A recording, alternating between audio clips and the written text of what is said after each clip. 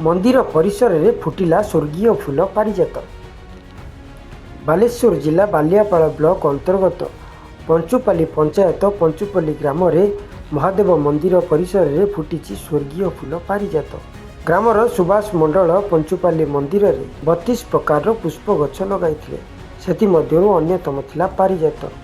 एही पारिजात फूल पंचुपल्ली अंचल रे पुणी मंदिर सामने फुटिबारु बा मंदिर परिसर रे फुटिबारु अंचलवासी माने बहुत खुशी व्यक्त करिसेंती। कारण अंचल को एक शुभ संकेत आसीची। तेणु मंदिर परिसर रे फुटी पारिजात। एही पारिजात फूल को देखिबा पई ग्राम तथा ग्राम बाहरु अनेक लोकों को भीड़ देखिबा को मिलची।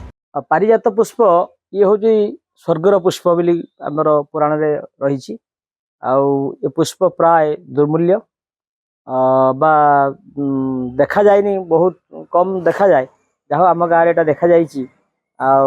से स्वर्गर पुष्प जे कि राजा बा आमर स्वर्गर इंद्र जे कि तांकर अति प्रिय पुष्प से पुष्प को आज आमे आम ग्राम रे पाई कि आमे बहुत खुशी एवं गर्वित। बालेश्वर प्रभाकर मल्लिक का रिपोर्ट निरपेक्ष।